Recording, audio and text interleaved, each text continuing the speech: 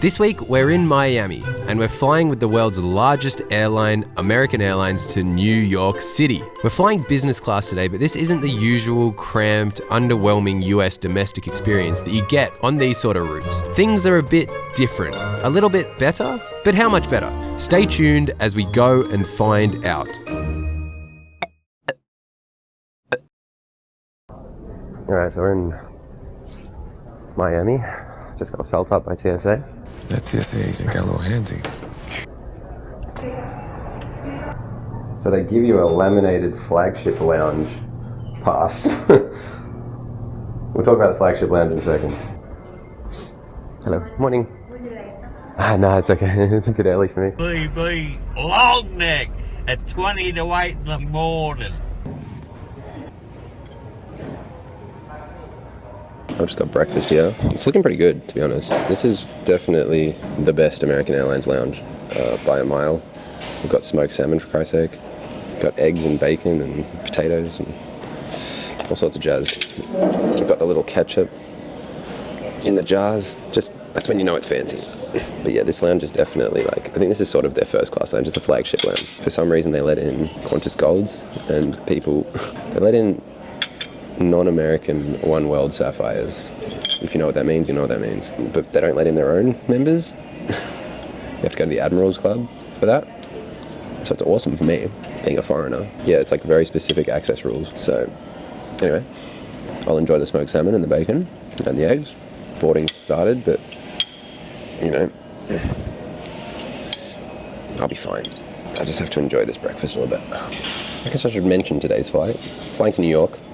Miami to New York, but it's on a 777-300ER, so it's on American Airlines' most premium seat. I only got a business class seat. They do have first class seats, but when I booked it, they were all selected. There's no T80 tricks here. Quick aside here, we're flying on one of American Airlines' internationally configured 777s today. Why are they flying this on a domestic route? Basically, due to the way that planning and scheduling works, you can occasionally catch a ride on one of these planes on a shorter domestic flight. This is not that special, but I do want to highlight a pretty wild Reddit post on this topic. This Reddit user, Euphoric Fishing 5060, man do I love Reddit usernames, emailed American Airlines' Senior Vice President of Network Planning, Brian Znotins, asking specifically why they're shifting away from flying wide-body planes between LA and Miami. And he actually replied, "We generally don't prioritize a wide-body on Miami to LA. Our wide bodies are really meant for long-haul, transoceanic travel, and only when we have surplus time on them, they will end up on Miami to LA. You probably aren't too interested in the financial reason for this, but if you are... We are? We are. The short explanation is that it's really difficult for us to monetize the flatbeds in the business class cabin on domestic routes. A flatbed consumes about 4 times the space of a coach seat, so we generally need to get 4 times the fare on these seats versus coach to make the wide body work.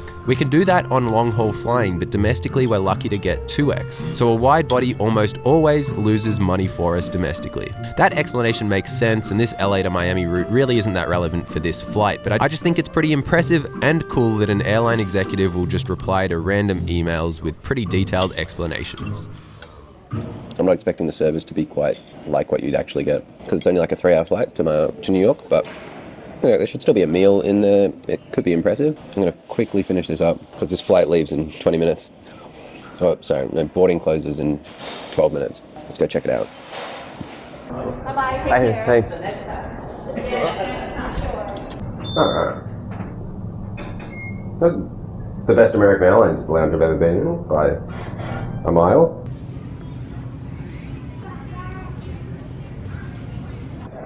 It's 2 degrees Celsius in New York right now.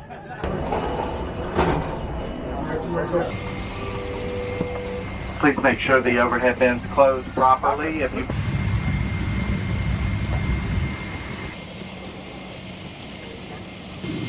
Alright, so we're about to take off, I think. We're just in the big queue for takeoff.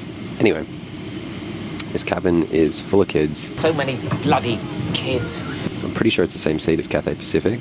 Yeah, there wasn't a pre-flight drinks service. Or at least I think there might have been, but I was just late. Because some people did have drinks and I didn't get offered anything. But I was also pretty late boarding, so yeah, fair enough. Pretty overkill for a 3-hour flight. Miami had a surprisingly large number of 747 freighters just hanging around. Don't get me wrong, Miami is the 7th busiest airport in the world by cargo traffic, but I think the reason there's so many 747s here specifically is that Miami is America's busiest international freight airport. Longer range 747s just sort of make sense here, don't they? Also, they've got a Dreamlifter just parked up here. This one confused me for a bit. There are only 4 of these in existence and they're exclusively used by Boeing. Boeing doesn't have a factory in Miami. They don't have a big parts contractor in Miami for the Dreamliner here. So why is it here? Well, it turns out Atlas Air, the company that actually operates these planes for Boeing, have a maintenance facility here. Hence the occasional Dreamlifter appearance.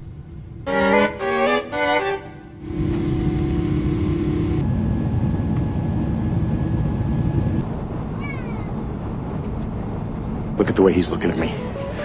Alright, so I'm in the toilet now. This is like the middle, well maybe not the middle one, but like front half of business class toilet. It's absolutely huge. I think it's like the wheelchair one. We just took off. The seatbelt sign is still on, but I asked the flight attendant because people were just getting up and walking around. I was like, oh, can I use the toilet? She's like, yeah. So I think we're at like 32,000 feet. Anyway, I've had this a couple times on American Airlines where they just leave it on for like almost the whole flight, and it's kind of weird. It's kind of not sure if you're doing the right thing, I guess. But anyway, people just getting up and doing whatever they want. People were walking around while we were taxiing. Like, it's a little bit chaotic. It's not the most chaotic thing I've seen on planes. That was definitely in the Middle East. It's still a little bit crazy. I guess we are flying out of Florida. But yeah, otherwise than that, we got soap. You'd hope that on like international business class flights they'd have a few more amenities. I imagine they would. Might have some like moisturizers and stuff, but obviously we're just flying to New York today, so I think there will be a meal service. He did just bring around a warm towel, so that is a little bit impressive. Okay, so the proceedings have begun. We've got a Coke Zero and some nuts, salted nuts. Are they warm? They're not warm, but just salted. Thank you very much. All right, what do we got? We got the chicken enchilada. Got a nice little salady thing, and then a piece of maybe cheesecake or something.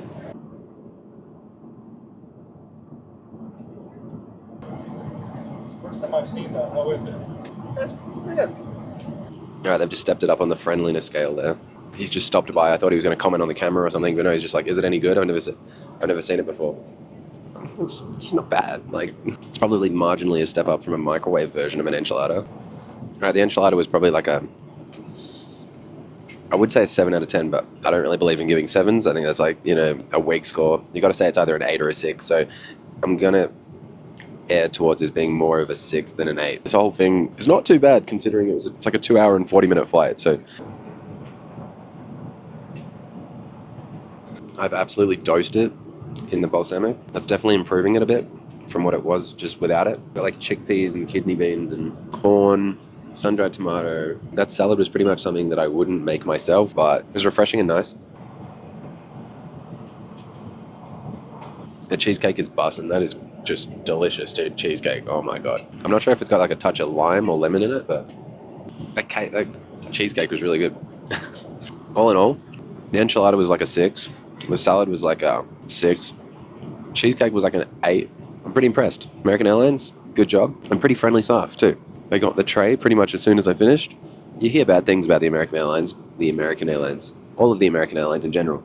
So, yeah, this is actually surprisingly good.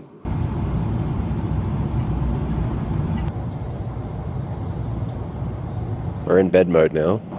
You know what? I kind of like it. Length is actually pretty good too. If my feet are touching the end, probably got 6 inches or something. Shoulder room and elbow room might be a bit tight. At least on this side, because of this wall. I'm imagining if I'm lying sideways, it actually is a pretty nice bed because of all this knee room here, due to this cutout. So yeah, I think this is pretty much the same seat as Cathay Pacific, and I'm trying to think what other airlines, I can't think of them off the top of my head. Generally not a bad bed to sleep in. It's a reverse herringbone style to 121. The footwell isn't super tight or anything, so I reckon I could probably get a decent night's sleep on this seat. Obviously, it's not as good as Emirates First Class or Qantas First Class. Yeah, I like it. I would describe American Airlines as being probably surprisingly pleasant.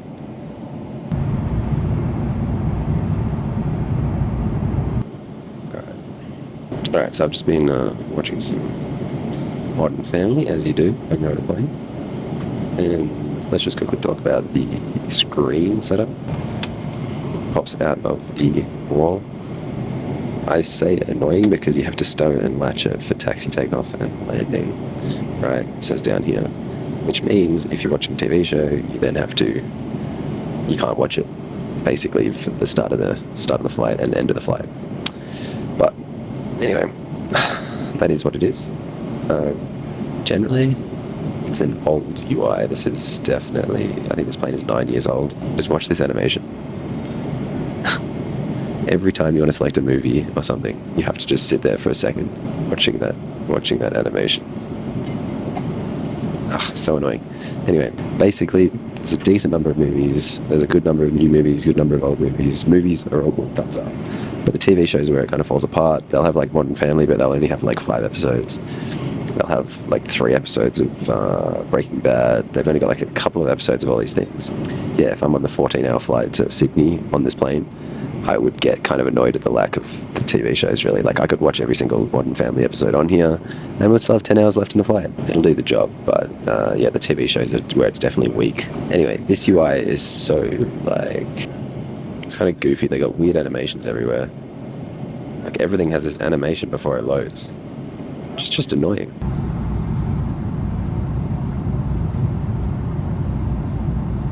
I got rather fixated by looking at this nuclear reactor looking thing, and I'm not dumb, I'm smart. I know that regular power plants also have cooling towers as well, but after spending too long looking at this map and doing some Googling now, I can tell you that this is in fact a nuclear power reactor. It's the Salem nuclear power plant in New Jersey. This is a bit of a tangent, but I didn't really know that America had nuclear power. In my head, I just thought it was Japan and France, really. They were the only countries out there with nuclear power. I mean, maybe I am dumb.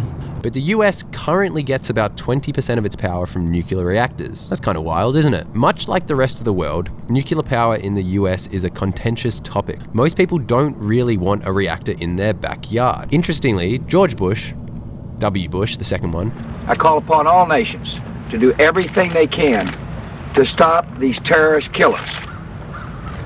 Thank you. Now watch this drive. George Bush tried to restart orders for reactors in 2002 with his Nuclear Power 2010 program that provided subsidies for the development of Generation 3+ power plants. But this just never really caught on, and after the Fukushima disaster in 2011, most projects were cancelled. Very interestingly and very recently, there has been a move back towards nuclear energy headed by the big tech giants, specifically Amazon, Google, and Microsoft. This all has to do with AI and data centers. In short, and I'll try not to rant on about this because this isn't Simon's tech channel, but essentially AI model training and the actual AI inference uses a lot of power. For a concrete example with an Australian twist, Elon Musk's new 100,000 H100 training cluster supercomputer that was just built in Memphis, Tennessee, if you understand that, good job. Basically, it's the most powerful AI training system in the world, will consume at least 150 megawatts of power. This is equivalent to 284,847 Victorian households, i.e. 2 Geelongs or pretty much the entirety of the Gold Coast. This is just the beginning. Energy may be the limiting factor when it comes to the rollout of these supermassive AI training systems for the tech giants. We need more power! Nuclear power may be the solution here. Google and Amazon are both signing contracts with and investing in small modular reactor companies. Small modular reactors are a newer, potentially safer form of nuclear power, where the reactors are not huge facilities, but instead are small modular, obviously by the name, units that are built in a factory and delivered to site. Microsoft has gone a step further and announced a few weeks ago that they'll restart operations at 3 Mile Island. This was, of course, the site of the most serious nuclear meltdown in US history. 3 Mile Island had 2 reactors. Number 2 was the one that had the meltdown, but reactor 1 was operational until 2019, when it was finally shut down due to continued financial losses. However, Microsoft, along with Constellation Energy, will now bring it back online by 2028 and use all of the power generated in their data centers. There's a whole load of negative publicity around the power and water usage associated with AI. I personally prefer the techno-optimistic stance here. You're dating your computer? I think increased energy usage is generally fine and leads to greater outcomes societally, but we do need to really focus on cleaner methods for energy production. Personally, I'm more of a fan of the whole cover 10% of Australia in solar panels solution, but hey, nuclear could be a good stepping stone and it's definitely better than coal-fired power plants. Okay, enough of this tangent. Let's go and land in New York City.